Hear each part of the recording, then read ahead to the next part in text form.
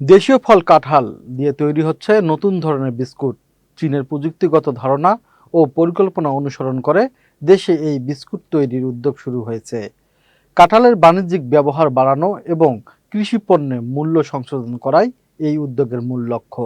উদ্যোক্তারা বলছেন, কাঁঠালের শাঁস বিশেষ পদ্ধতিতে শুকিয়ে গুঁড়া তৈরি করা হচ্ছে। এরপর আধুনিক প্রযুক্তি ব্যবহার করে তৈরি করা হচ্ছে পুষ্টিগুণ সমৃদ্ধ কাঁঠালের বিস্কুট। এতে কাঁঠালের স্বাদ ও পুষ্টিগুণ ধরে রাখার চেষ্টা করা হচ্ছে।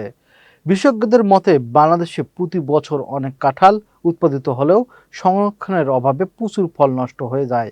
কাঁঠাল দিয়ে বিভিন্ন খাদ্যপণ্য তৈরি করা গেলে এই অপচয় কমবে এবং কৃষকেরা তাদের পণ্যের ভালো দাম পাবে।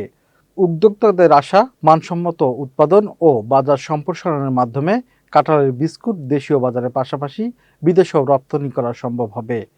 এতে কাঁঠাল ভিত্তিক নতুন শিল্পেরও সম্ভাবনা তৈরি হতে পারে।